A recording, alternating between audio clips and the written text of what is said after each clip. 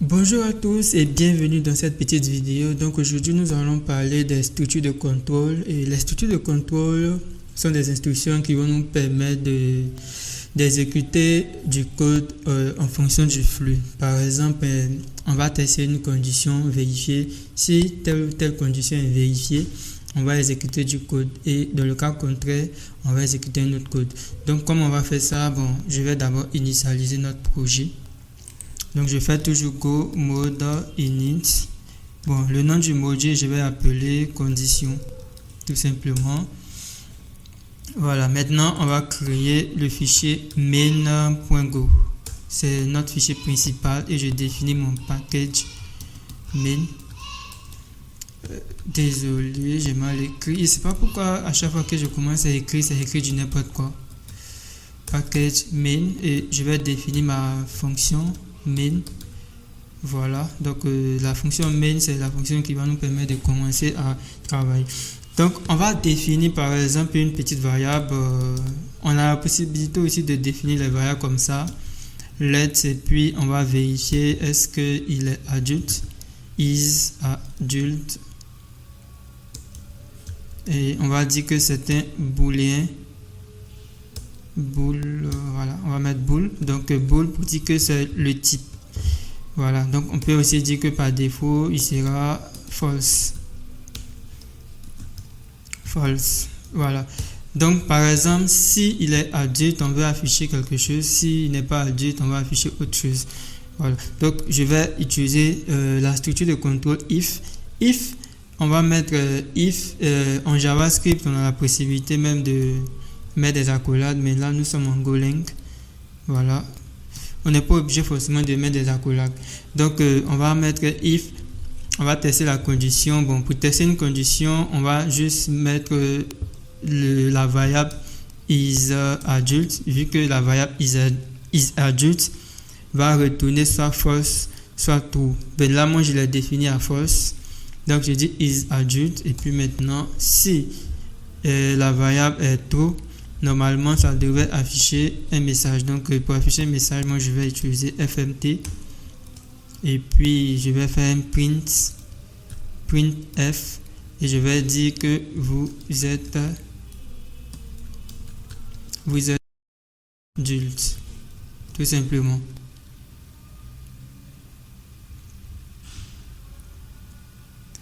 Ok, donc si il est adulte, va afficher vous êtes un adulte. Voilà, lorsque je vais faire go run point,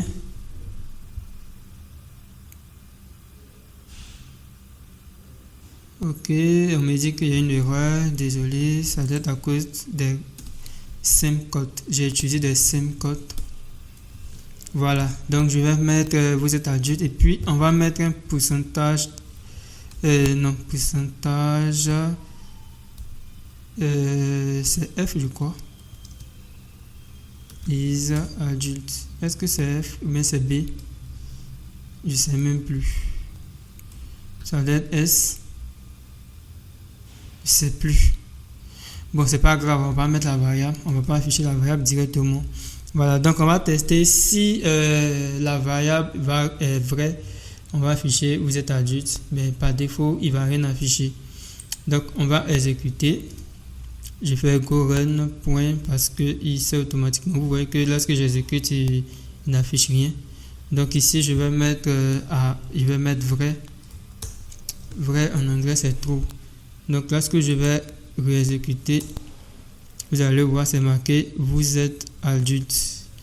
Par contre, on a la possibilité de créer un test alternatif dans le cas contraire s'il n'est pas adulte.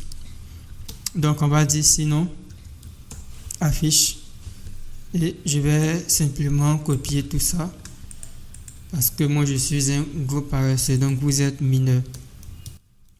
Si on n'est pas adulte, on est forcément mineur. Donc là je vais mettre false.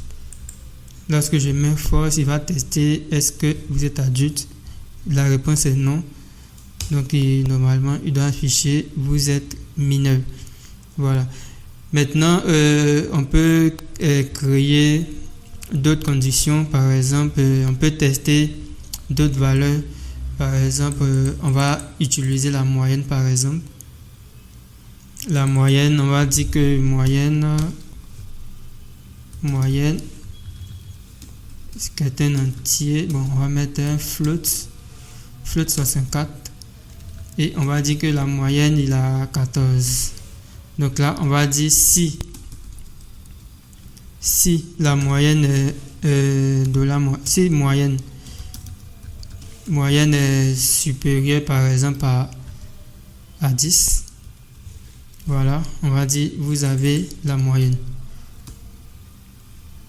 Vous avez la moyenne. Voilà, et puis dans le cas contraire, sinon, si moyenne égale à 10, voilà, là on va dire vous avez juste la moyenne. Donc si la moyenne est supérieure à 10, on va dire vous avez la moyenne, et là on va mettre vous êtes passable, tout simplement. Et puis dans le cas contraire, bon, je vais copier simplement le texte qui est là. Là on va dire vous êtes nul.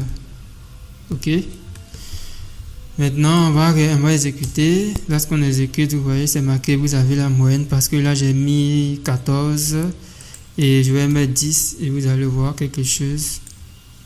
Lorsque je mets 10, on me dit vous êtes passable, et lorsque je mets peut-être 7, voilà, on me dit vous êtes nul. Ok, donc vous savez maintenant à quoi servent les structures conditionnelles if. Dans les prochaines vidéos, nous allons parler des boucles, comment répéter plusieurs fois une même suite d'instructions. Parce que là, je n'ai pas répété, j'ai pas fait de répétition, j'ai juste testé une condition. Si la variable répond à la condition, on affiche telle instruction. Dans le cas contraire, on affiche une autre instruction, et dans le cas contraire, on affiche une instruction. Et si la variable ne répond à aucune de ces conditions, bon, on passe notre chemin. Voilà. Donc, merci d'avoir suivi cette vidéo, et rendez-vous dans la prochaine vidéo pour continuer la programmation en langage Go.